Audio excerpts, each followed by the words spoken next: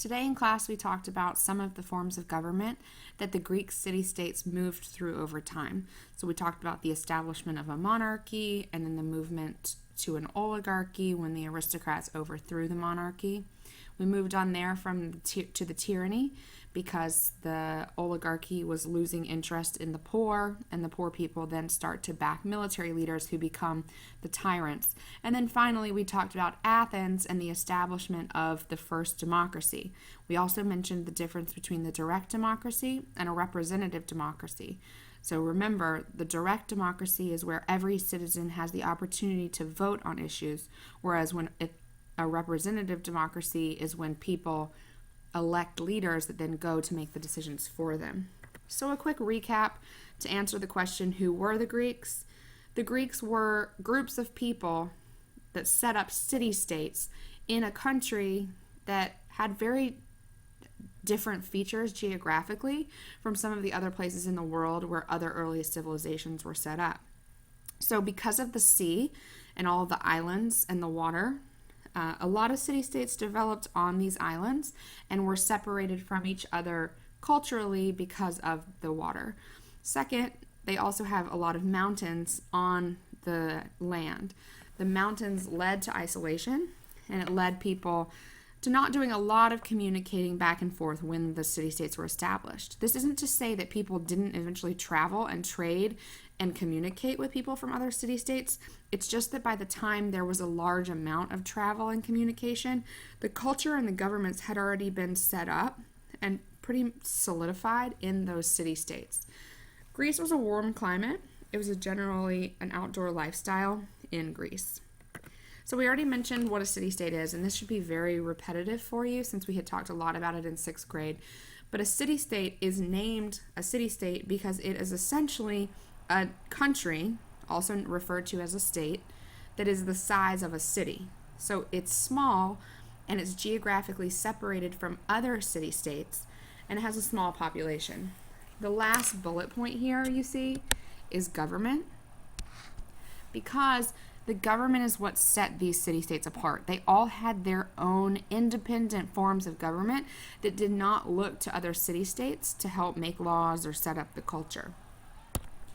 This is a map showing you a number of the city-states that existed in ancient Greece. And just to highlight quickly, here's Athens right here. And you can see the dot is very close to the coast. And then Sparta here is in the middle of one of the land masses, or much further from the sea than Athens is. This is going to make up a very large difference in their culture. And when we actually start the debate, you're going to notice that Sparta and Athens formed very differently, and a lot of it had to do with their location and their geography. But before we get into talking about Athens versus Sparta, it's important to mention why Athens and Sparta become these leading city-states in ancient Greece when there are so many city-states that existed here. I'm going to go to the Persian War for reference because it's because of the Persian War, cause and effect, that the city-states of Greece, or the city-states of Athens and Sparta, become the leading city-states. So the empire of Persia was over in this area. It would have been considered more of what is today Turkey and getting over even into some of the Middle East. Persia wanted to expand. Persia was more like an empire that we had talked about in the 6th grade. So they wanted to expand and grow their landmass, and in order to do that, they were expanding into Greece's land. So it's going to lead to what's known as the Persian War. Persia invades Greece in order to take over land from Greece.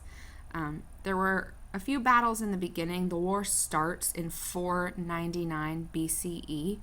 There were a few battles in the beginning where Persia outnumbered the Greeks, but eventually Athens is able to greatly defeat the Persians at the Battle of Marathon, and then a second attack by Persia in 480 BCE.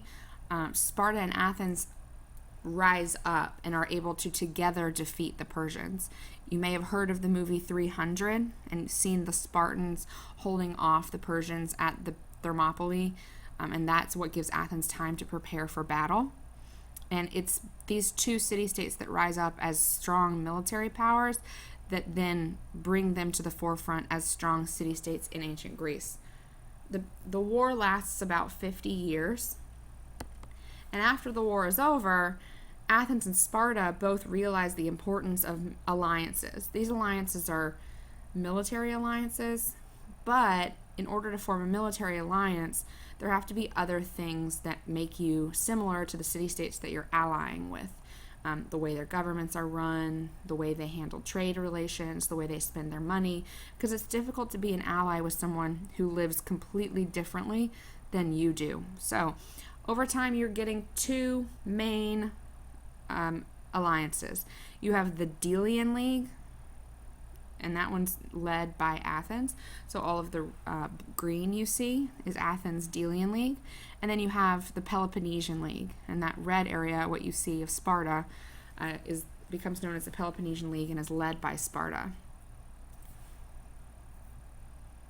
Over time and through the gaining of alliances, the city-states of Athens and Sparta become the main leaders in ancient Greece. Moving into class on Friday, you're going to end up looking at the values of ancient Greece, and in particular Sparta versus Athens. And there were a lot of strong differences between Athens and Sparta and their alliances. Sparta was a very militaristic society. They had an oligarchy form of government, whereas Athens valued the arts more, and they encouraged democracy among their alliances. I'm not going to go into any more detail about Athens and Sparta because of how much research you're going to be doing, but just know that it will be expected that you know about the differences between Athens and Sparta and know the information that we're going to be using for the debate.